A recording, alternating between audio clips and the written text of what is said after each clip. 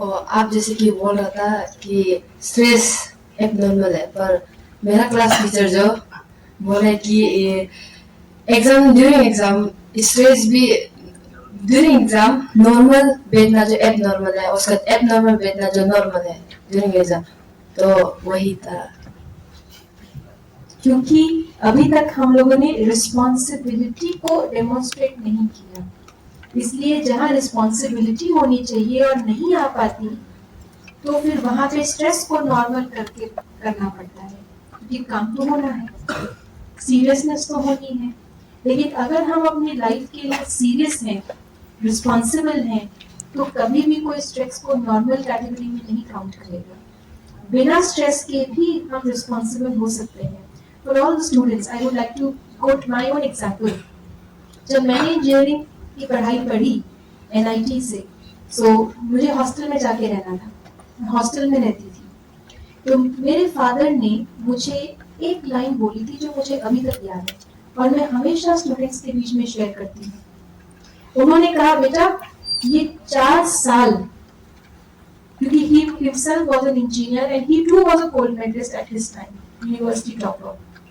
उन्होंने कहा, बेटा मैंने भी इंजीनियरिंग की है, मैंने भी उस समय तो 5 साल होती थी इंजीनियरिंग की, BE हमारे टाइम पे BTech 4 साल। तो उन्होंने कहा था, ये तुम्हारे 4 साल तुम्हारी लाइफ के गोल्डन पीरियड होने वाले हैं।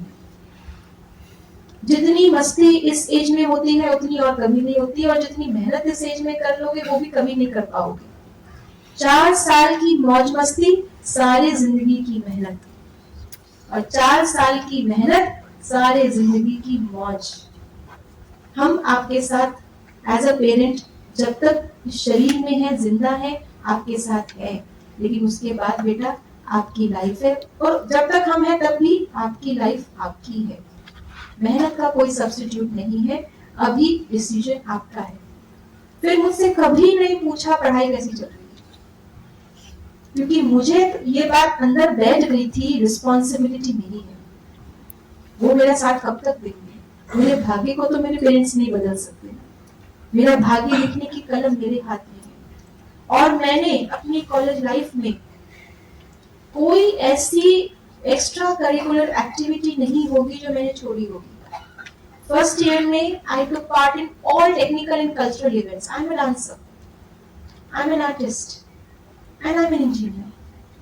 And in the second year, I became my class representative. In third year, I became my branch representative. In final year, I became college representative of NIT. And convener of all technical, all cultural events. I myself am a dancer. I have won all my dance competitions throughout my college. And I still perform. Yet, I am the medalist. और ऐसा नहीं है कि मैं अकेली रहती थी college में सन्यासी बन करके, फ्रेंड्स भी थे और हम सब लोग बहुत एंजॉय करते थे, लेकिन मैंने कभी भी अपनी माइंड की एनर्जी को वेस्ट नहीं होने दिया। जहां मेरी एनर्जी और समय लगना चाहिए वहां लगा। Work while you work, play while you play, not the other way around, otherwise you lose your energy. So when you are responsible and when people know that you are responsible, कोई आपको stress नहीं देगा, कोई नहीं आपसे कहेगा पढ़ते क्यों नहीं, स्ट्रेस होना चाहिए। ओके, ट्राई करके देखिए। Thank you ma'am. Please pass on the mic.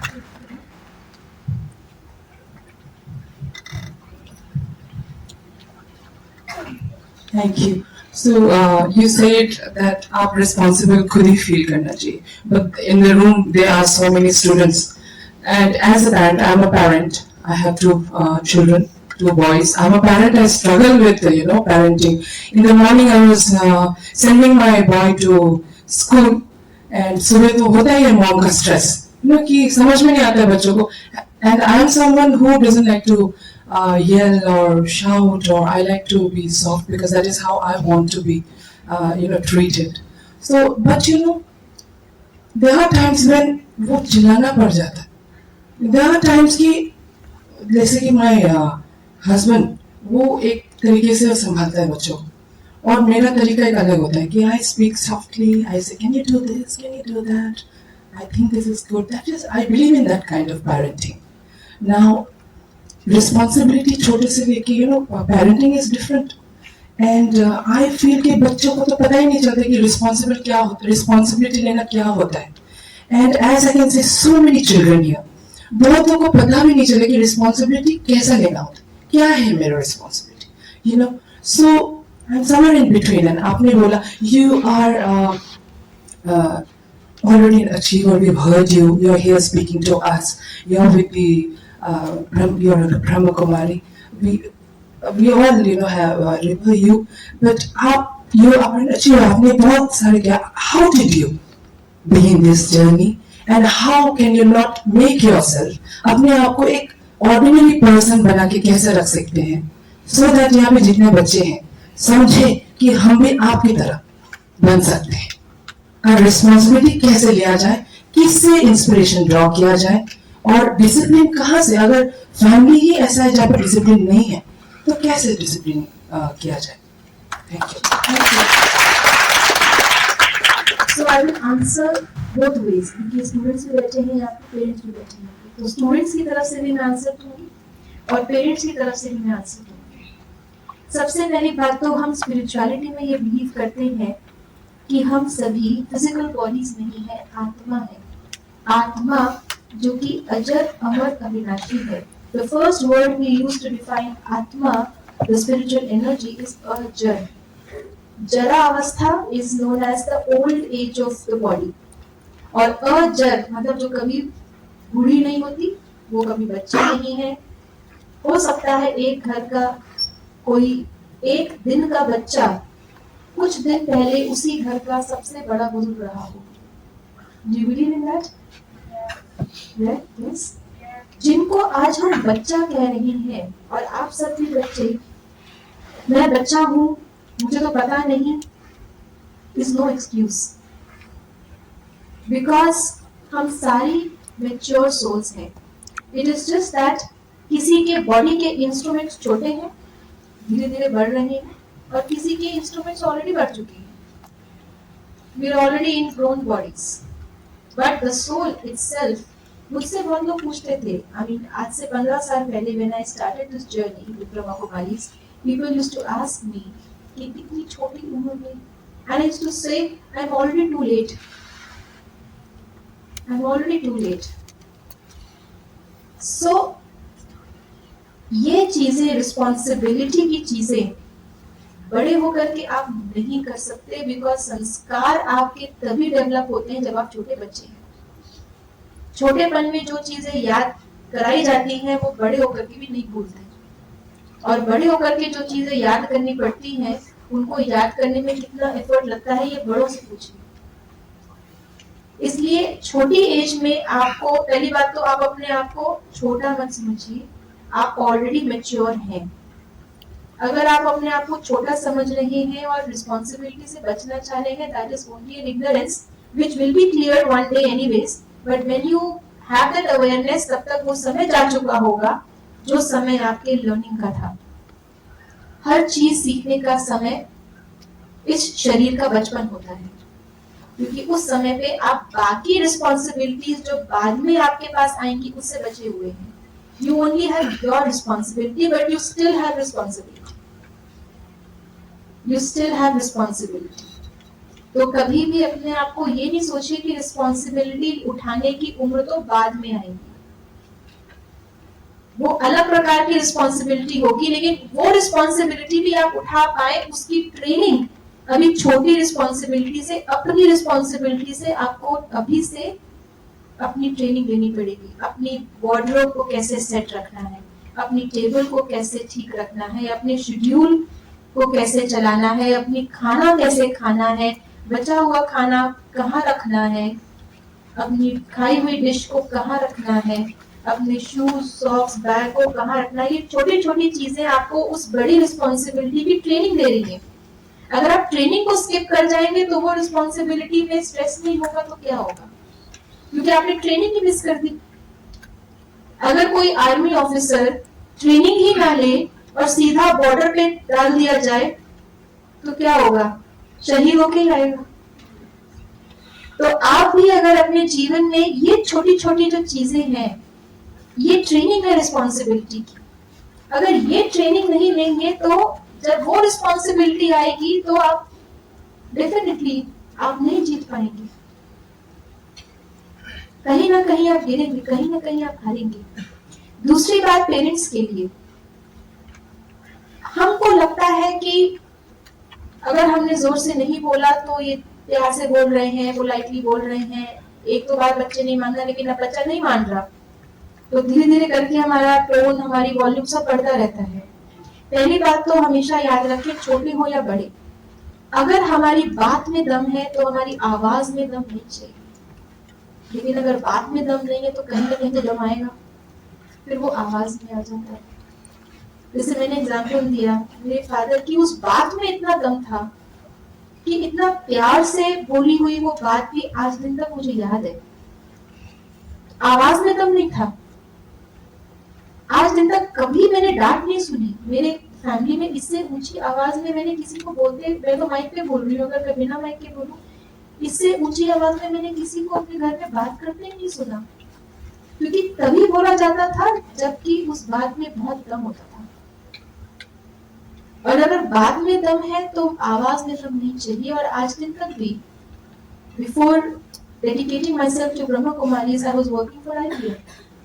I worked for IBM for several years, and I was handling projects in which I was dealing with 13 different countries, and to get the work done from those 13 countries was a Herculean task. But I never raised my voice. But I was very firm in my decisions, very polite and very firm. बहुत प्यार से we request you to please give this assignment by the end of Friday, or else this will be the consequence. दोबारा बोलने की जरूरत ही नहीं है, चिल्लाने की जरूरत ही नहीं है। हम क्या करते हैं एज अ पेरेंट, अगर बच्चे ने कोई चीज गिरा दी कारपेट पे, इधर उधर दो थप्पड़ लगाएंगे और बोलेंगे जाओ जाकर के अपना काम करो, और उसको साफ करने बैठ जाएंगे। नहीं, थप्पड़ नहीं लगाइए, झाड़ू पोछा बच्चे के हाथ में दीजिए, आपने गिराया साफ करो। उस एफर्ट को समझो कि फैलाने में 1 मिनट लगता है, लेकिन समेटने में 5 मिनट लग जाते हैं। उस 5 टाइम्स के एफर्ट को आप समझिए, make the child experience. Otherwise क्या होता है, हम अपनी बात मनवाने के लिए अपनी आवाज बढ़ाते रहते हैं, और बच्चा भी, उसको भी एक ट्रेनिंग मिलती रहती है कि अपनी बात मनवाने के लिए अपनी आवाज बढ़ानी है। फिर जब बड़ा होकर के वही बच्चा अपने पेरेंट्स से चिल्ला के बात करता है, तो पेरेंट्स कहते हैं कहाँ से सीखा आजकल के बच्चों ने। क्योंकि बच्चे को हमने बचपन से ट्रेनिंग दी कि अगर आपको अपनी बात मनवानी है तो ऊंची आवाज में बोलना पड़ेगा। तो जब बच्चों को पेरेंट्स से बात मनवानी होती है तो वो भी ऊंची आवाज में बोलते हैं। तो ये गुस्से वाले बिजनेस में भले 1-2 चीजों में आपका काम बिगड़े, इट इज अ लेस, छोटा लॉस है।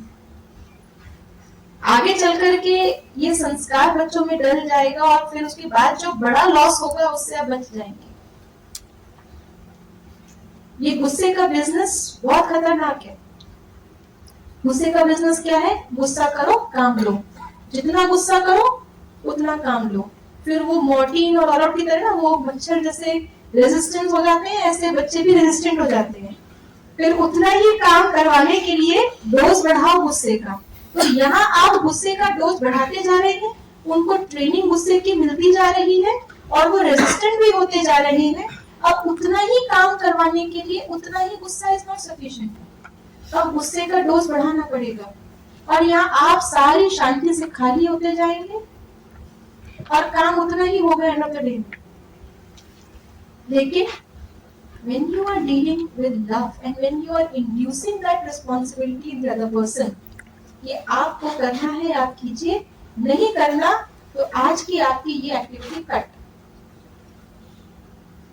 रूम में रहिए, बुक्स आपके सामने है, नहीं पढ़ना मत पढ़ो, रूम में रहिए, बुक्स के साथ रहिए, चॉइस आपकी है, पढ़ो और खेलने जाओ, नहीं तो बुक्स भी नहीं है, पढ़ना ना पढ़ना आपकी चॉइस है, आपको भेजना ना भेजना मेरा डिसीजन है। गुस्सा करने की बात नहीं। So be firm, deal with love, be firm, but हमेशा ध्यान रखिए आप उस बीज को पानी दे रहे हैं जो आगे चल के आप ही को छाया देने वाला है। तो क्या पानी, किस चीज का पानी दे रहे हैं उस बीज को, वही चीज ग्रो करेगी। एक दो बारी नहीं पढ़ेगा कोई बात नहीं, उसका कॉन्सिक्वेंस भी उसको पता है, लेकिन हम क्या करते हैं, चिल्ला चिल्लू के खत्म, उसको लगता है थोड़ा सुन लूंगा, कल थोड़ा और सुन लूंगा, कल थोड़ा और सुन लूंगा। तो ये पैटर्न हमें चेंज करना है।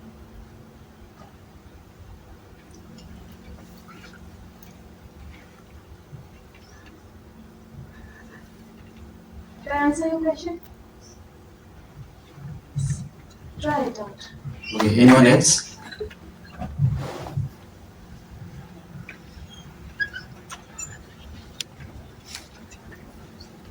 इससे पहले आप एक एग्जाम्पल दिया था जिसमें एग्जाम में लाइक 10 नंबर का क्वेश्चन और 5 मिनट बाकी है, उस समय like we are so stress that हम लोग आंसर्स को रिकॉल नहीं कर पाते और उस समय खुद को काम नहीं रख पाते एंड एंजाइटी होते हैं, तो आंसर तो हो ही नहीं पाएगा। और दूसरा क्वेश्चन ये है कि आपने बोला था कर्म योग, लाइक हम लोग काम कर रहे हैं और साथ साथ योग भी हो रहे, तो उसको तो और समझाने से होगा। एंड तीसरा क्वेश्चन ये कि जब पेरेंट्स ऐसा होते हैं कि sometimes they don't believe us, हम लोग कितना भी बार बोलते हैं कि हम लोग ये कर सकते हैं, पर उन लोगों को प्रेशर देते हैं, साथ साथ डिमोटिवेट भी करते हैं कि you can not do this, तो उससे कैसे डील करेगा आप?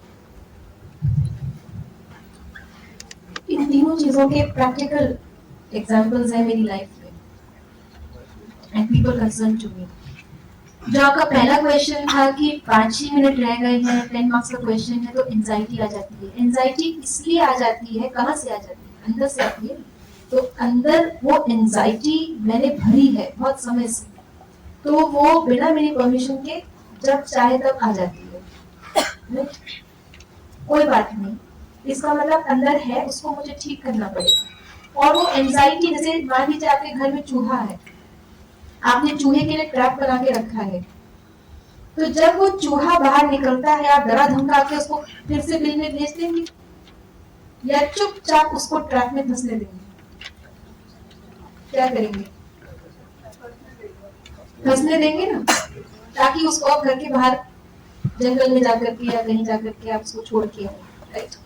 तो ये जो हमारी नेगेटिविटी है ना, ये भी अंदर के चूहे हैं और ये भी समय समय पे बिल से बाहर आते हैं, लेकिन हम क्या करते हैं, चुप चुप चुप चुप करके उसको अंदर दबा देते हैं। दबाना नहीं है, सप्रेस नहीं करना, let them come out, let them fall in trap and you have the answer to it now.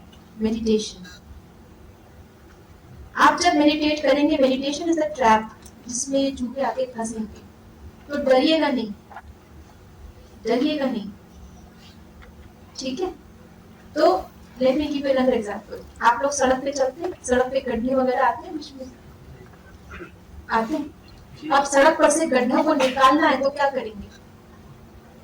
ऐसे निकाल सकते हैं गड्ढों को बाहर सड़क से? क्या करेंगे? क्या करते हैं? भरते हैं। गड्ढों को खत्म करने के लिए निकालना ऑप्शन नहीं है, भरना है। किस चीज से भरते हैं गड्ढा? किस चीज से गड्ढा भरा जाएगा? बारिश का पानी से भी गड्ढा भर जाता है, उसको भरा हुआ मानेंगे? पेपर फेंक करके भी भर सकते हैं, उसको भरा हुआ मानेंगे? मिट्टी डाल के भी भर सकते हैं, उसको भरा हुआ मानेंगे? पैच वर्क मानेंगे? भरा हुआ किसको मानेंगे? परफेक्ट किसको मानेंगे?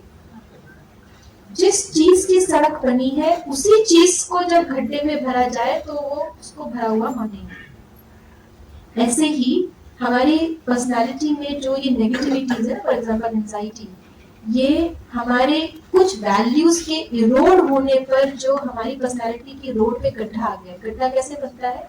गड्ढा बनता नहीं है, सड़क का मटेरियल इरोड हो गया, वॉश अवे हो गया, तो वो गड्ढा बन गया। कमी हो गई तो गड्ढा बन गया।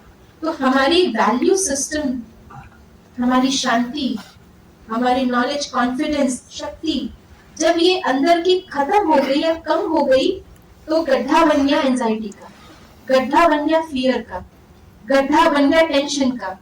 तो इन गड्ढों को निकाल नहीं सकते, गड्ढों को क्या करना है? भरना है।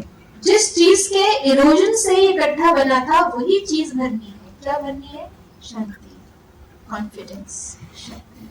तो जब मेडिटेशन आप करते हैं तो आप वो गड्ढा भर रहे हैं, तो कोई बात नहीं, गड्ढा भर जाएगा एंजाइटी का।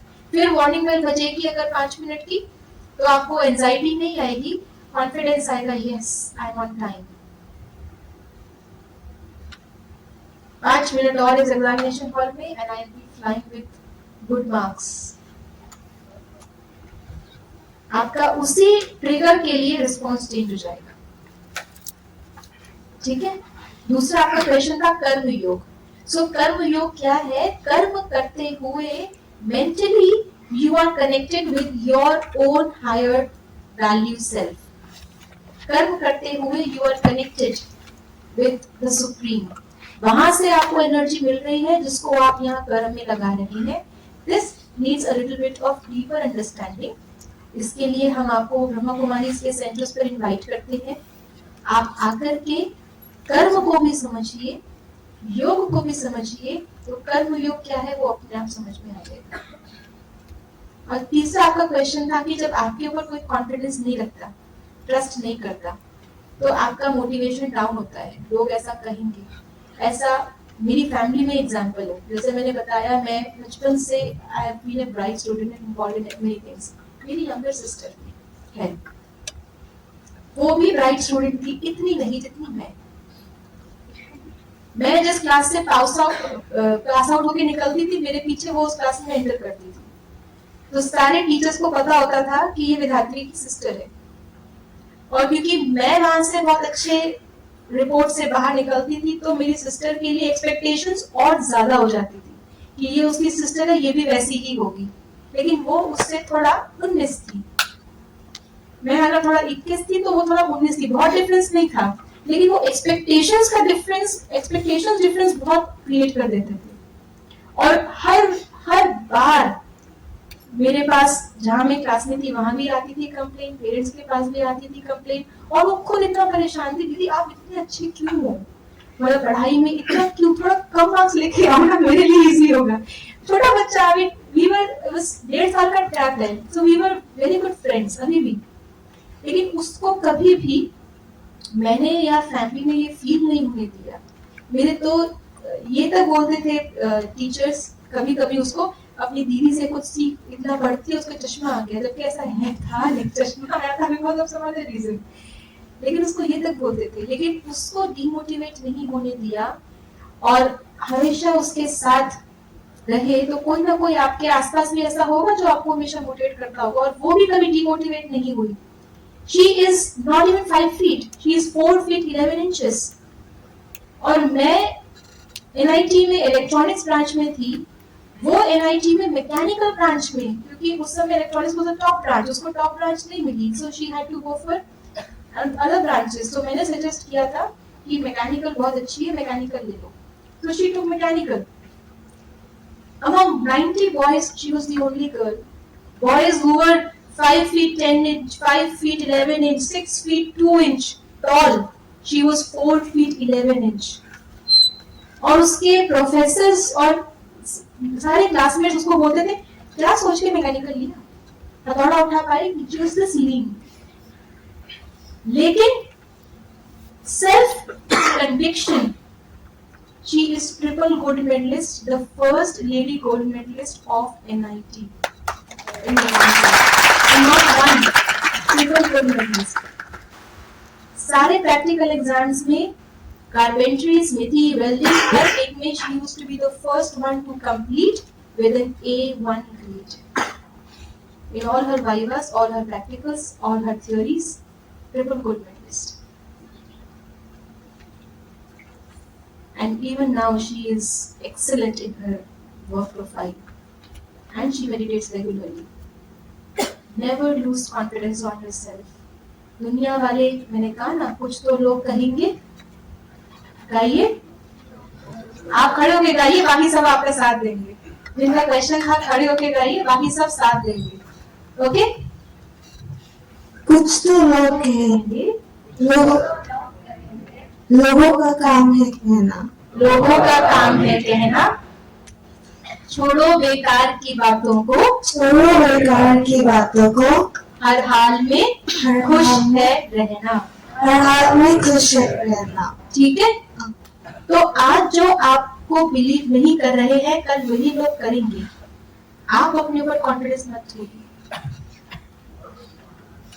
और मेरा एक और क्वेश्चन था, जैसे आपका बहन है कि she is younger than you, तो वो मेरा भी छोटा भाई बहन है, बट उन लोग का ऐसे बिहेवियर थोड़ा रूड है।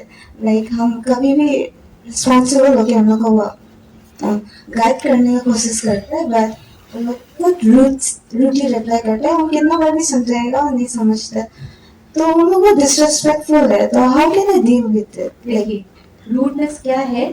लव नहीं है, रिस्पेक्ट नहीं है तो गड्ढा है। अब आप कोई भी व्यक्ति में अगर कोई भी नेगेटिविटी देखें तो क्या देखेंगे कि वो नेगेटिविटी क्या है? गड्ढा है। उस गड्ढे को किस चीज से भरना है? जो चीज हटी है और वो गड्ढा बना है, वही चीज भरनी है। तो क्या हटा है? रिस्पेक्ट और लव। तो आपको उसको यही देते जाना है जब तक उसका गड्ढा भर ना जाए। जब तक गड्ढा नहीं भरेगा वो डिसरिस्पेक्टफुल रहेगा, क्योंकि गड्ढा है। अगर उसके पास रिस्पेक्ट होती तो वो ऐसा होता, गड्ढा बनता ही नहीं ना उसका। अगर उसके पास प्यार होता तो गड्ढा बनता ही नहीं ना उसका। तो उसके अंदर गड्ढा है तो आप उससे एक्सपेक्ट नहीं कर सकते कि वो आपको रिस्पेक्ट या प्यार देगा। और आपके पास भी लिमिटेड है, इसलिए आप ये दे दे के थक जाते हैं। तो मेडिटेशन से आप जब अनलिमिटेड से कनेक्ट होंगे तो पहले तो आप अनलिमिटेड बन जाएंगे। और अनलिमिटेड चीज कभी भी लिमिटेड चीज से घबराती नहीं।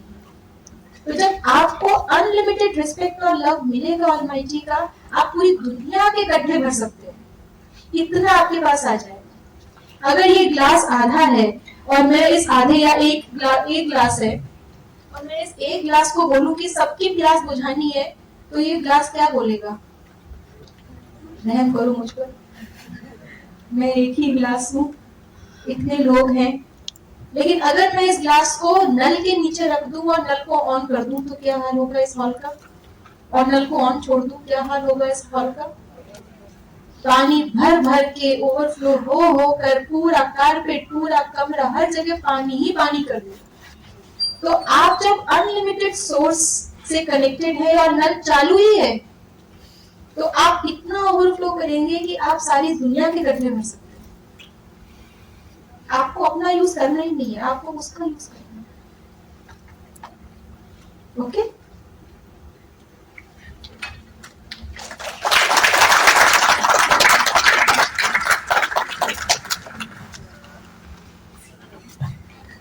तो ये आपने कहा कि जो मेडिटेशन से हम अपने आप को रिचार्ज करते रहते हैं, तो मैं भी आपको एक एग्जांपल देना चाहूँगा। जिसे हम समझ लीजिए कि हम जो स्टूडेंट हैं, हम फ़ोन हैं, तो हम क्या होते हैं कि जब हमें कोई यूज़ करता है और बैटरी डाउन होते रहते हैं, हमारे लाइफ में भी ऐसा होता है कि हम लोग डाउन होते रहते हैं। तो उसी तरह हम रिचार्ज करते रहते हैं और एक समय आ जाता है कि अब उस फ़ोन का मतलब फटना है। वो अभी तो फट गया, तो अब क्या होता है कि अब हम ऐसा क्या करें जी कि हम उसी चीज में वापस आए, वही फोन बने और उससे बेहतर बने। मतलब मैं आपको यही बात पूछना चाहती हूँ।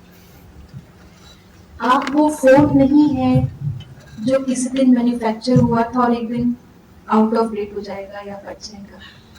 आप उस फोन के अंदर का वो सिम है, जो ये फोन खराब हुआ तो दूसरे फोन में चला जाएगा, वो खराब हुआ तो तीसरे फोन में चला जाएगा। इसलिए फोन को फटना हो तो फटेगा। ये शरीर मोबाइल है, वो तो होगा। आप मोबाइल नहीं है, आप इस शरीर के अंदर का सिम कार्ड है, आत्मा है। और ये आत्मा कितना भी आप इसको, जैसे आप सिम को भी टॉप अप कराते हैं ना, एक होता है बैटरी की मोबाइल की फिजिकल चार्जिंग, तो वो बहुत ज्यादा यूज रीयूज करते हुए एक दिन तो आप सोचेंगे ना अभी 3 साल हो गए, इस फोन को चेंज कर लेना चाहिए। लेकिन आप जब फोन चेंज करेंगे तो सिम कभी आपका पुराना होगा? नो। कितने भी फोन बदल लीजिए, सिम पुराना होगा, लेकिन सिम को भी तो टॉप अप चाहिए होता है ना, टॉक टाइम डालना पड़ता है ना। तो सिम आपका अविनाशी है, टॉक टाइम डालते जाइए, बात करते जाइए, फोन एक लेंगे दूसरा लेंगे, चेंज करते रहेंगे, 10 फोन चेंज कीजिए, कोई प्रॉब्लम नहीं। आप फोन नहीं है, आप इंस्ट्रूमेंट नहीं है, आप सिम कार्ड है। एक बार नंबर ले लिया, अविनाशी। ठीक है, thank you ma'am.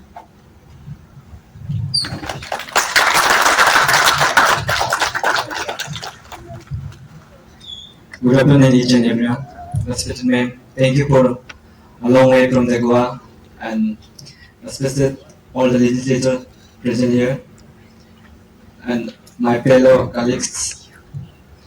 My name is Tayaku. Currently, I'm pursuing English major in Deranaton Government College. Ma'am, my question is that I feel that I'm a procrastination facing with the symptoms. So last year, I'm now in the final year. Last year, I set a goal to read all the NCRT books 8 to 12, but till that I could not manage to finish that. How to mitigate the procrastination? Thank you, ma'am. Very nice question. So how to manage procrastination. हम क्या करते हैं ना, दो तरह के goals होते हैं। एक होता है हमारा लॉन्ग टर्म गोल और एक होता है हमारे शॉर्ट टर्म गोल्स। हम कभी कभी लॉन्ग टर्म गोल रख लेते हैं अपना, आज इस पूरे साल में मुझे ये करना है, लेकिन शॉर्ट टर्म गोल नहीं रख पाते। तो जब शॉर्ट टर्म गोल रखते हैं कि आज इतना, कल इतना, इतना इतना, और ये सारे शॉर्ट टर्म गोल्स मिलकर के वो लॉन्ग टर्म गोल को अचीव करेंगे। आपने कभी व्हाइट बोर्ड पे लिखा है या ब्लैक बोर्ड पे लिखा है, या कोई पेपर हो जिसमें रूल्स ना हो, लाइंस ना बनी हो, उस पे लिख के देखा है? आप शुरू करते हैं यहाँ से और लिखते लिखते लिखते वो लाइन कब टेढ़ी होकर के यहाँ कब टेढ़ी होकर यहाँ पहुंच जाती है, यू डोंट रियलाइज। और जब लास्ट में आप देखते हैं तो आपको लगता है तो मैं सीधा जाने के बजाय ऊपर या नीचे पहुंच गया। फील करते हैं क्यों? क्योंकि वो रूलर क्या करता है, आपको ट्रैक पे रखता है।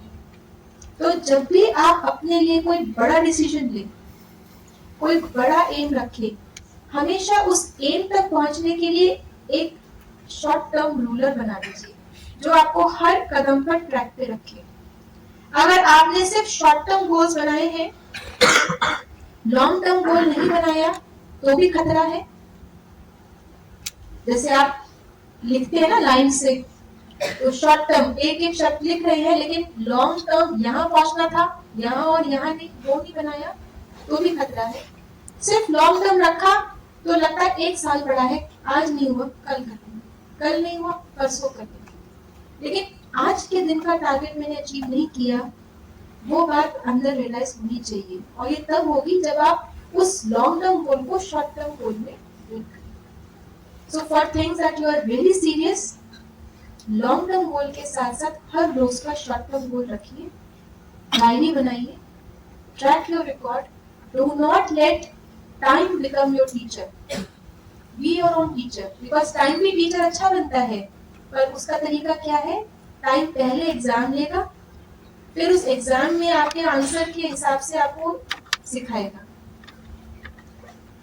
आप खुद अपने टीचर बन जाइए कि टाइम से पहले मुझे तैयार होना।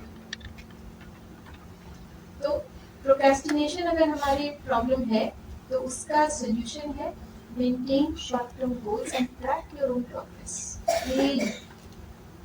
And give yourself reward.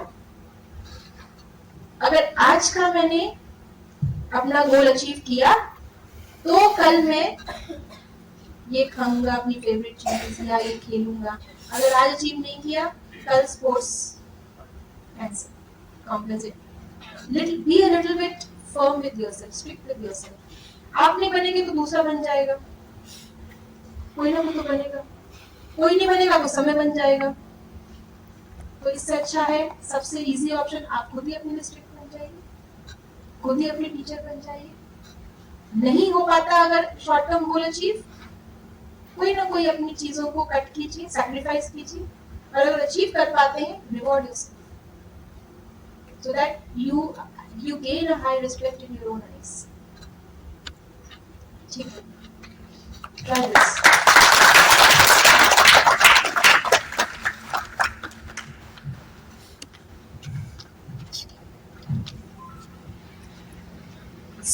कारण जो अदर इश्यूज अराइज होते हैं like over thinking, insomnia and also other mental disorders, तो उसको कैसे ओवरकम करें. And my second question is, जब हम लोग का ब्रेन में बहुत स्ट्रेस हो जाता है, इट गेट्स काइंड ऑफ नम कि ब्रेन रेगुलेट नहीं कर पाता. सो उसको रेगुलेट करने के लिए हम लोग कैसे थॉट प्रोसेस करेगा.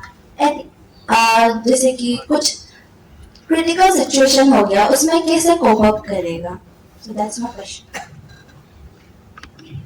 इन सारे क्वेश्चंस का एक ही जवाब है, जिस मन के अंदर खाली था तो स्ट्रेस आ गया.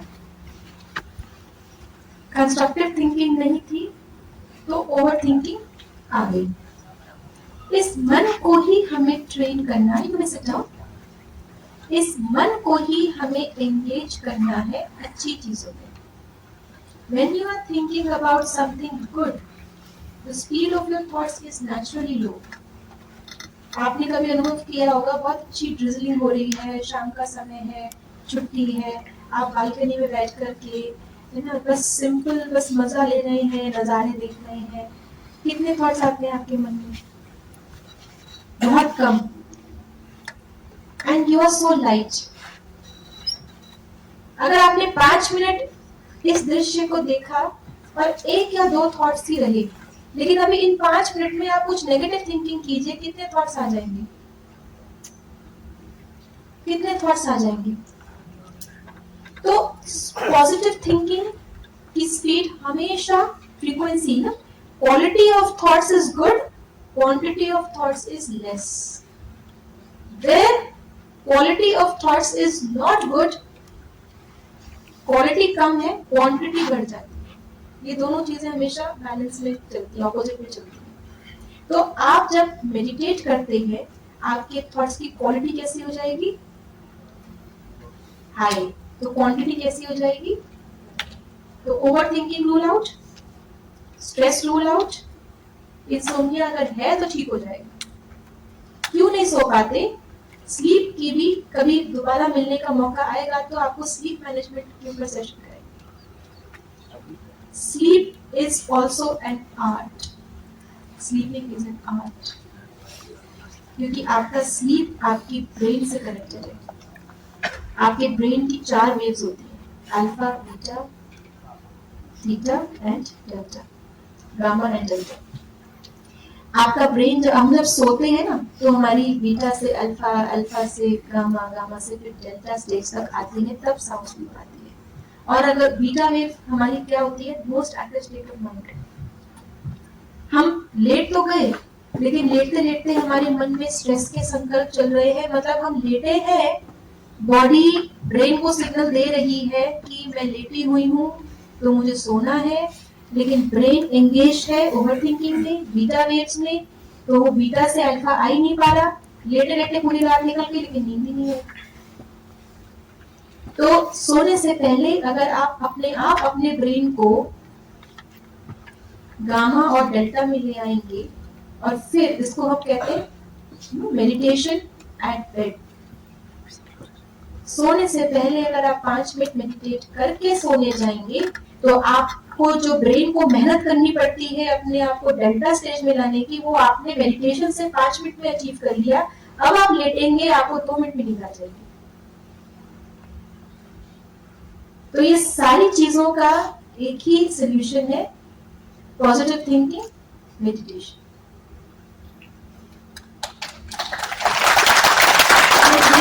Science behind it, lot of science. So don't think कि ऐसे कैसे meditation. There is science. अभी समय नहीं है इतना that we go into detail. But when you meditate, each and every cell of your body responds.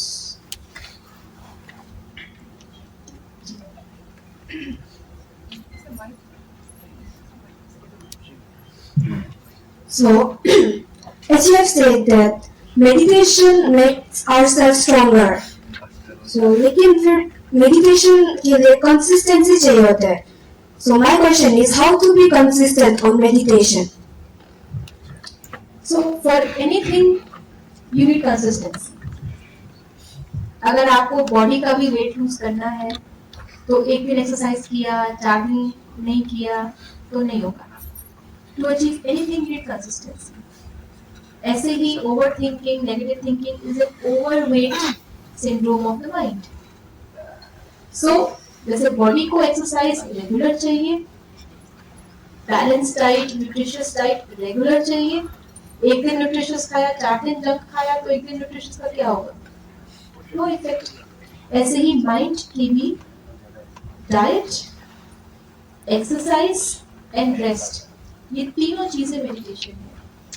लेकिन कंसिस्टेंसी उस चीज में तब आती है जब आपको उसका बेनिफिट पता हो, जब आपको उसको करने का इजी तरीका पता हो. अगर किसी भी चीज को आपको रेगुलर करना है, it has to be easy. कोई भी डिफिकल्ट चीज आप रोज नहीं कर सकते. तो हमने अभी तक जैसे बताया आपको प्रोफेसर साहब ने कि there are hundreds of techniques of meditation. We might have tried a very difficult one, so we felt it is not that easy. और हमने 1-2 दिन किया, फिर हमने छोड़ दिया क्योंकि हमको डिफिकल्ट लगा, टाइम कंज्यूमिंग लगा, इम्प्रैक्टिकल लगा, या उससे बेनिफिट क्या है मुझे समझ नहीं आया. लेकिन ये जो टेक्निक है राजयोग की, ये बहुत इजी है. इसको बोलते ही है इजी राजयोग, इसके नाम ही है इजी राजयोग, सहज राजयोग. तो ये जो टेक्निक है, इसमें सबसे पहले before you even start meditating, you are told the technique, you are told about the benefits, and then you are made to practice the technique in such a simple way कि आपको benefits भी पता है, technique भी पता है, सारी theoretical knowledge आपके पास है. जब आप थ्योरी क्लास में पढ़ लेते हो, फिर जाके प्रैक्टिकल लैब में कर पाते हो. अगर आपको प्रैक्टिकल लैब में डाल दिया जाए तो आपको यही नहीं पता कहाँ मैग्नीशियम है, कहाँ हाइड्रोक्लोरिक एसिड है, क्या करना है, कितने प्रोपोर्शन मिक्स करना है. ऐसा ना हो बीकर में डाला और ब्लास्ट हो जाए. तो पहले थ्योरी पता होती है, फिर आप प्रैक्टिकल लैब में जाते हैं. तो यहाँ भी पहले आपको थ्योरी बताई जाती है, बेनिफिट्स बताए जाते हैं, and it is so easy कि आप अपने आप ही उसको फिर प्रैक्टिकल लाइफ में कर सकते हैं. सो वही चीज आप कंसिस्टेंट कर पाएंगे जो चीज इजी है और जिस चीज का आपको थ्योरी और बेनिफिट पता है. तो पहले हमको अंडरस्टैंड करना है. ओके, जिसके पास भी माइक अगर है, अगर क्वेश्चन नहीं तो आगे पास ऑन कर दीजिए. Sister has a question. नमस्ते. पहली बात तो मैं बहुत ही ज्यादा चिंता करती हूँ. सुबह उठते ही प्रार्थना करते ही, फिर भी प्रार्थना के वक्त भी शुक्रगुजार तो करती हूँ, फिर भी उससे ज्यादा चिंता रहती है कि आज क्या होने वाला है. हालांकि मुझे नहीं पता होने क्या होने, फिर भी उस बात की भी चिंता होती है कि क्या होने वाला है. और सोते वक्त भी सेम ही रहता है. और उसके अलावा कई बार ऐसे होती है कि मैं गुमसुम रहती हूँ, तो लोग मुझसे कहते हैं कि इतना क्यों चिंता करते हो, किसी से बात क्या करो मन हल्का हो जाएगा, या फिर मूवी देखा करो, या फिर कुछ अच्छा खाया करो. फिर अच्छा महसूस करने के चक्कर में अगर ज्यादा खाओ फिर भी वजन बढ़ जाता है, अगर ज्यादा कुछ देखो तो भी नींद नहीं आती, फिर किसी पे ज्यादा किसी से बात करो मन हल्का करने के लिए तो भी निर्भर पड़ जाती हूँ उससे. तो मैं नहीं चाहूंगी किसी के ऊपर मैं निर्भर करूँ. मैं जो भी अपनी चिंता है खुद काबू करना चाहती हूँ. या फिर मैं गलत हूँ? मेरा सवाल आपसे है कि क्या मैं किसी को बात बता के मन हल्का करना चाहिए, या फिर कुछ और करके जैसे एक्सरसाइज करके कुछ भी, या फिर कुछ कैसे काबू किया जाए. और वो कुछ भी नहीं होता, फिर भी बस चिंता करती रहती हूँ मैं कि क्या होगा क्या नहीं होगा, क्या सही है या क्या गलत है. तो मेरा सवाल ये है. अगर कभी किसी से बात करने का दिल करे तो मेरा नंबर लिखना. जी शुक्रिया. कभी भी कॉल करना और लाइटर नोट ले सकते हैं, ले लीजिएगा. लेकिन इस बात का आंसर ये है, ऐसे किसी से भी बात करके मन हल्का नहीं होता. मैं एक जगह पे सेशन के लिए गई थी, जैसे यहाँ भी हम थोड़ा पहले पहुंचे थे, ऐसे यहाँ हम आदत है थोड़ा सा समय से पहले पहुंचना अच्छा है ताकि इन मोमेंट हसल ना हो. तो वहाँ पे हम कैफेटेरिया में बैठ के वेट कर रहे थे लोगों के आने का. लोग ट्रेनिंग हॉल में आ रहे थे, इकट्ठा हो रहे थे. तो हम जहाँ बैठे थे, आप बैठ बी कंफर्टेबल, हम जहाँ बैठे थे वहाँ पे साइड वाली टेबल पे 2 लोग बैठे थे और वो दोनों क्या कर रहे थे, अपना मन हल्का. और वो क्या रहा था, एक जना बोलता कि अरे यार, ये उनकी भाषा है, मैं कोट एंड कोट कर रही हूँ, मुझे पूरी कॉन्वर्सेशन याद है, इतनी अच्छी कॉन्वर्सेशन थी. एक व्यक्ति कहता है अरे यार क्योंकि ये कॉर्पोरेट था तो वो अपने बॉस के बारे में बात कर रहे थे, अरे यार ये बॉस के साथ तो ना बड़ा मुश्किल है काम करना, मैंने पर इस बार ट्रांसफर के लिए अप्लाई कर दी। दूसरा कहता बस इतने में ही हो गया तेरा, मैं तो 10 साल से काम कर रहा हूँ उसके साथ में, तो ये मन हल्का करना है। फिर पहले वाला कहता अरे पर तेरे कम से कम घर में तो सब कुछ ठीक है, ऑफिस में चैलेंज है, घर में तो ठीक है, मेरे तो घर पे भी कुछ ठीक नहीं, तुमको पता है सारी बात मेरे घर की, कितना टेंशन चल रहा है। तो वो दूसरा वाला बोलता है घर पे ठीक था, अभी 1 हफ्ते पहले से ना माता जी आई हुई है घर पे, तो जब से वो आई तब से रोज सास बहू के झगड़े चलते हैं, यहाँ से थक के जाए वहां पे, तो ये मन हल्का हो रहा है। मतलब अगर आप किसी को बोलेंगे ना आज मेरे घुटने में बहुत दर्द है, तो वो ये नहीं करेगा अरे घुटने में दर्द है ये कर लो, वो बोलेगा अरे मेरे तो कमर में दोनों जगह है। तीसरा होगा बोलेगा मेरे तो सर का दर्द जाता ही नहीं है। तो ये है मन हल्का करना आज की दुनिया का, इसलिए किसी के साथ भी मन हल्का करने नहीं बैठ जाइए। मन हल्का करने का मतलब ये है आपको जो आपकी बात का सॉल्यूशन दे सके उसके सामने बोलने से फायदा है। नहीं तो हर एक को क्या लगता है, अगर किसी ने आपका दुखड़ा सुन करके ये कह अपना सुना दिया ना तो आपको लगेगा कि समझते ही नहीं मुझे, they don't feel for me। और अगर कोई आपका दुखड़ा सुन करके ये कह देना सच में आप बहुत सहन कर रहे हो, हम होते तो अब तक कब का ओम शांति हो गई, तो आप क्या कहेंगे ये है मेरा सच्चा दोस्त, इसने मुझे समझा। यानी कि अंदर से सच मानिए, हम अंदर से ना ये सुनना चाहते हैं कि हम बेचारे हैं, हम बहुत फेस करते हैं, जबकि ऐसा नहीं है। तो अंदर से हम अपने आप से क्योंकि बार बार ये बात करते हैं कि हम दुखियारे हैं, बेचारे हैं, हम कमजोर हैं, तो जब दूसरा वाला भी यही कह देता है तो हमको लगता है देखा समझ लिया समझो, क्योंकि हमने अपने आप को ये समझा है। आप आज से ही रात को जैसे डॉक्टर दवाई देता है ना, ये दवाई नाश्ते के बाद या ये खाली पेट सुबह उठते ही, ये सोने से पहले, अब मैं आपको दवाई दे दूंगी, इसको दवाई समझ करके यूज करना है। और आप ही नहीं, जितने भी लोग यहाँ बैठे हैं जिनको ये कभी ना कभी होता है, ये दवाई आपको यूज करनी है। और ये दवाई तब यूज नहीं करनी जब आपको बीमारी लग चुकी हो स्ट्रेस की, अगर नहीं लगी है तो भी आपको ये दवाई यूज करनी है। और क्या दवाई है? सोने से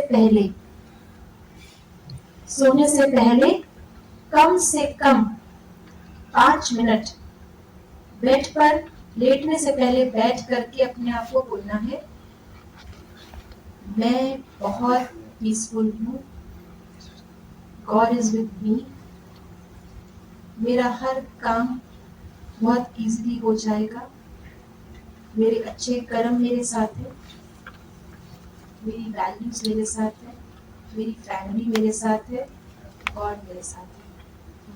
ये मंत्र की तरह अपने आप को सोने से पहले बोलना है। और सुबह सुबह उठते ही 5 मिनट के लिए यही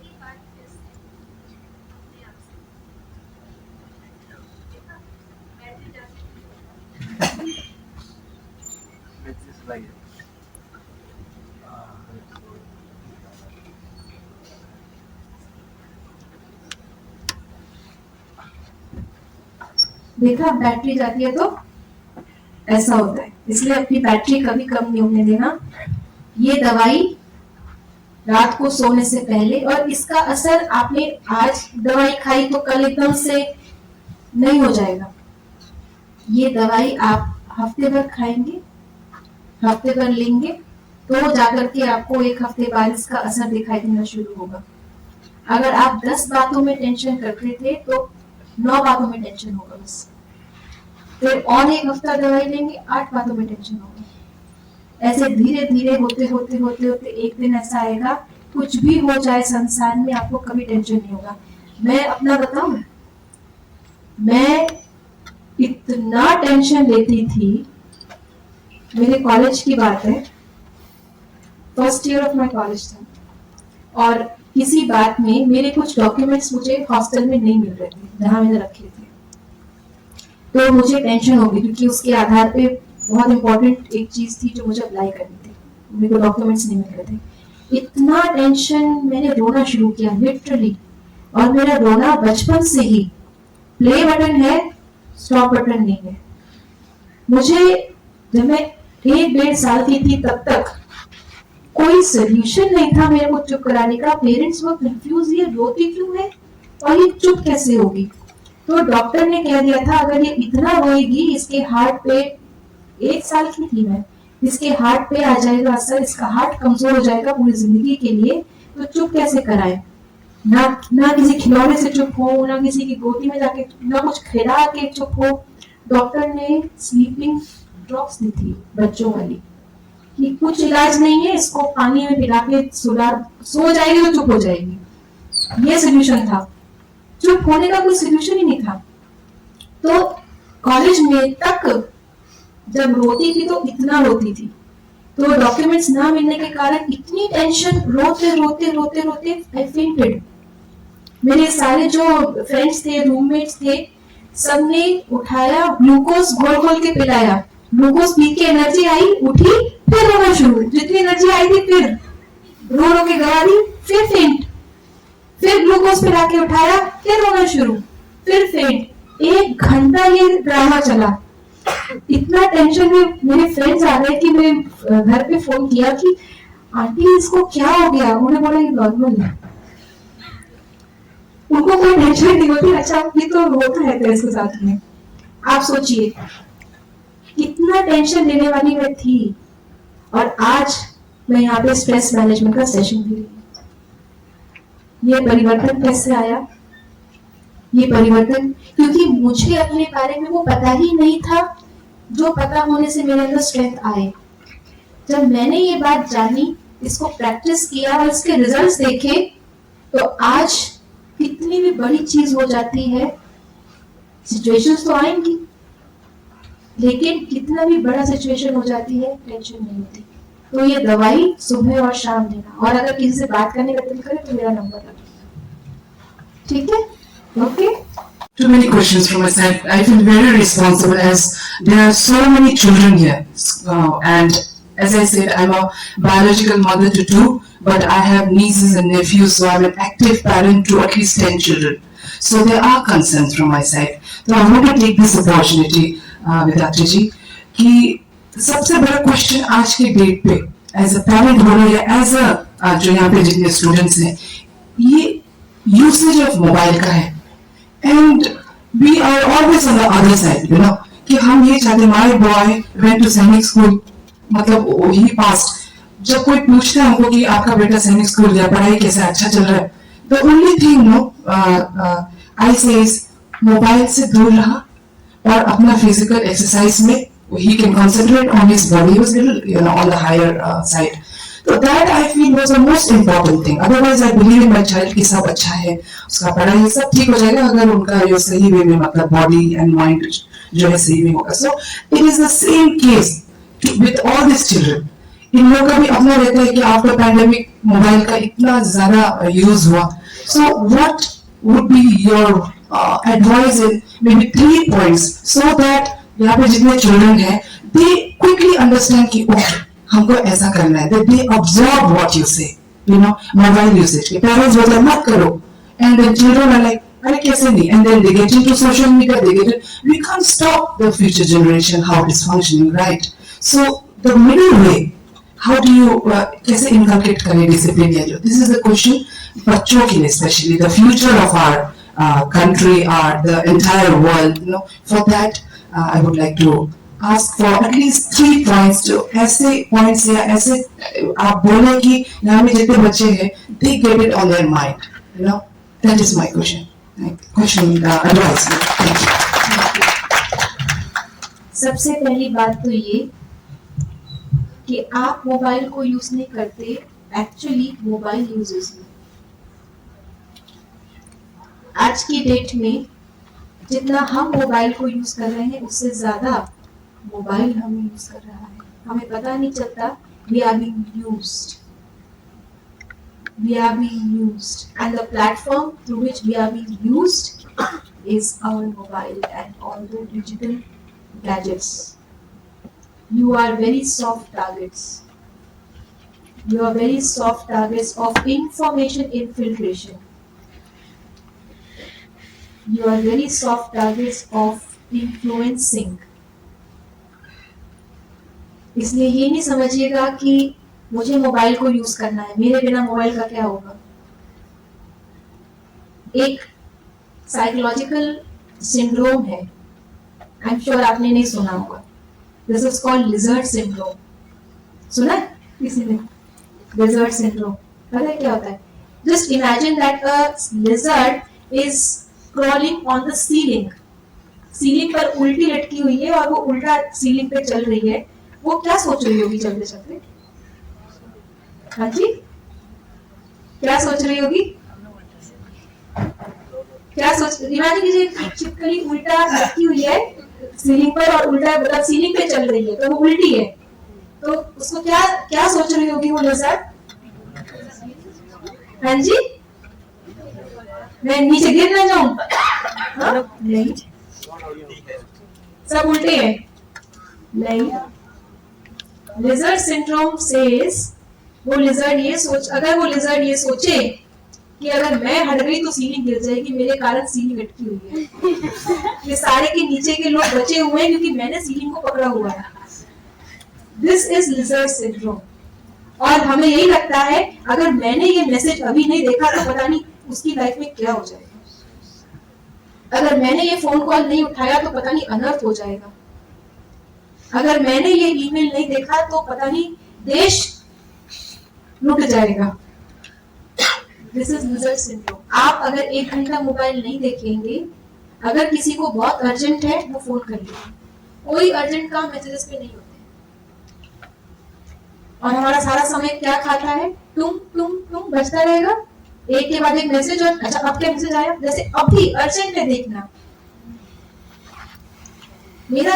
मेरी जो सेवा है, मेरा जो काम है, मेरे को अपने साथ मोबाइल हमेशा रखना पड़ता है, लेकिन फिर भी मैं हमेशा अपने दिन में ऐसा समय फिक्स करती हूँ जिस समय मेरे हाथ में मोबाइल ना हो। That time is for myself. और जो टाइम मेरा मोबाइल के लिए है, उस समय जो भी चीजें आएंगी वो मैं एड्रेस करूंगी, रिप्लाई करूंगी, और उसके पहले जो मेरा मोबाइल ऑफ टाइम था उस समय के मैसेजेस का भी मैं रिप्लाई करूंगी। और मेरा रिकॉर्ड है, कोई भी नंबर से कॉल आती है, अननोन नंबर से भी कॉल आती है, मैं कॉल बैक जरूर करती हूँ, लेकिन अगर उस समय कॉल आई है जो मेरा मोबाइल ऑफ टाइम था तो मैं उस समय कॉल नहीं उठाऊंगी। People know where I am. अगर बहुत अर्जेंट होगा कहीं ना कहीं से मेरे पास मैसेज आ जाएगा, बिकॉज आई इन्फॉर्म पीपल मैं यहाँ जा रही हूँ। People are very well informed, तो अगर कोई बहुत अर्जेंट होगा तो कहीं ना कहीं से मेरे पास मैसेज आ जाएगा। And there is one more syndrome, this is called FOMO. This may be you must have heard FOMO. FOMO is fear of missing out, कि अभी कुछ बजा, ऐसा कुछ ना हो जो मैं मिस कर जाऊं। सब लोग सोशल मीडिया पे अपनी पार्टी की फोटो डाल रहे हैं, ऐसा ना हो कि मेरी फोटो ना आ पाए, मैं भी फटाफट अपनी डाल दूं स्टेटस पे फोटो। क्यों? क्योंकि हम जब स्टेटस पे देखते हैं तो सारे खुशी नजर आते हैं और हम उनकी खुश लाइफ को अपनी रियल लाइफ से कंपेयर करते हैं। There real image is very different from there real image. कोई अपनी रोती हुई फोटो नहीं डालेगा, कोई अपनी डिसहार्टेंड फोटो नहीं डालेगा, तो हमें लगता है कि उनकी सारी फोटो में वो खुश है तो मतलब वो लाइफ में पूरा खुश नहीं है। ऐसा नहीं है। They also have low moments in life, but nobody puts it on the social media. Do not see everybody's status and compare their life with your life and try to be like them. You are born unique. Why to die as an imitation? आप unique पैदा हुए हैं, photo copy करके क्यों बनना चाहते हैं? इसलिए पहली बात तो ये, आप मोबाइल को यूज कर रहे हैं ऐसा नहीं है। एक्चुअली में mobile, social media platforms, marketing techniques, ये सब आपको यूज कर रहे हैं। आप यूज होना चाहते हैं तो आप हमेशा मोबाइल पे बने रहें, लेकिन अगर आप ये नहीं चाहते कि कोई आपको यूज करे तो लिमिट कीजिए अपने मोबाइल का टाइम। ऐसा नहीं है कि ना देखिए, लेकिन लिजर्ड सिंड्रोम में मेरे बिना मेरे बिना मैसेज को देख के रिप्लाई किए या बिना मेरे फोन उठाए कुछ अनर्थ होने वाला है, कुछ नहीं होने वाला। फिक्स कीजिए अपना टाइम, जिस समय पे आप मोबाइल नहीं देखेंगे। जब आप खाना खा रहे हैं मोबाइल नहीं देखेंगे, जब आप अपनी फैमिली के साथ कुछ डिस्कशन कर रहे हैं मोबाइल नहीं देखेंगे, जिस समय आपकी पढ़ाई का या होमवर्क का या खेलने का समय है आप मोबाइल नहीं देखेंगे। फिर आप कहेंगे तो देखें कब? एक्चुअली तो आपकी एज में ऐसा कुछ है ही नहीं देखने वाला उसके अंदर फिलहाल। लेकिन फिर भी अगर आपको लगता है तो जब कभी आप मान लीजिए ट्रैवल कर रहे हैं या आप सारा काम हो चुका है, आपके पास थोड़ा समय बचा है, देख लीजिए कुछ अर्जेंट आया या नहीं आया। अभी चिंता की कोई बात नहीं, अभी आपकी एज क्या है, जिंदगी भर आपको मोबाइल में ही रहना है, ये छोड़ेगा नहीं आपको। आप चाहेंगे भी ना छोड़ना, अगर बड़े होकर के ये आपसे छूटेगा नहीं, फिर आप ही परेशान होंगे कितना बचता रहता है। दूर भगाओ इसको। लोग बड़े होने एज के बाद में 10-10 दिन का विपासना कोर्स करने जाते हैं जिसमें मोबाइल सब छोड़ के, इतना महंगी फीस लेते हैं वहां पे जाके रहने की 10 दिन। क्यों? मोबाइल छुट्टी मिलेगी। तो अभी तो आपकी शुरुआत है, बड़े होकर के तो ये चीजें आपको छोड़ेंगी नहीं। जितना बचे रहेंगे उतना अच्छा है। हमारे आश्रम पे वहां जहाँ से मैं आई हूँ वहां पे इतना सा 6 साल का बच्चा आता था, 6 साल का, और आज वो बच्चा इतना लंबा IFS ऑफिसर बन चुका है, Indian foreign service officer, is posted in Bangladesh as deputy chief of the mission, Indian embassy में वहां पे, और थ्रू आउट टॉपर, क्रिकेट में थ्रू आउट हर साल उसने अवार्ड लिया, बैडमिंटन में हर चीज में नंबर 1। और उससे जब पूछते हैं कैसे आपने इतना मेंटेन किया, उसका एक ही जवाब होता है, मैंने मोबाइल, सिंपल वाला मोबाइल रखा, फोन ही करना है, मैसेजेस भी रीड करने, सिंपल मोबाइल, वो टुक टुक टुक टुक कीपैड वाला, नो स्मार्टफोन्स।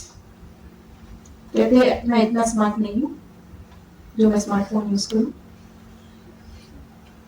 मैं नॉर्मल फोन से ही स्मार्ट बना हूँ। अगर मैं पहले स्मार्ट बन चुका होता तो आज नहीं आनी होता। तो those who are too smart वो वहीं रह जाते हैं। और उसने कहा मैं इतना स्मार्ट नहीं हूँ जो मैं स्मार्टफोन यूज करूँ, इसलिए आज मैं स्मार्ट बन पाया हूँ, सक्सेसफुल बन पाया हूँ। तो अभी इस एज में इतना स्मार्ट नहीं बन जाइए, क्योंकि अभी पूरी लाइफ पड़ी है, इससे पीछा छुड़ाना मुश्किल हो जाएगा। जितना बचे हुए हैं, तो बच्चे का मतलब बचे रहना, बच्चे नहीं है लेकिन जितना है तो बचे रहे तो अच्छा है।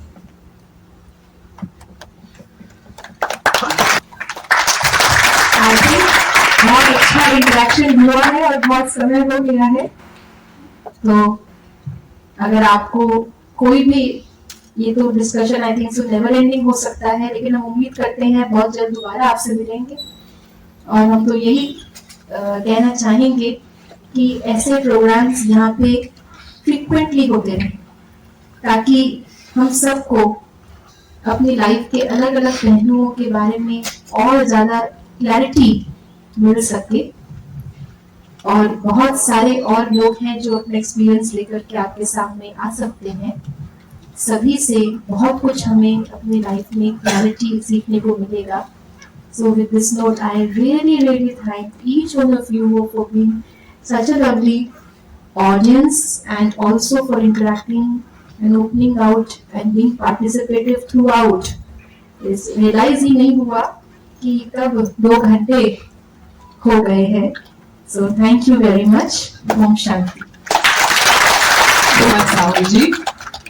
So that is all the time we have today. Vidhatri जी बहुत बहुत धन्यवाद इतने ब्यूटीफुल और एंगेजिंग डिस्कशन के लिए।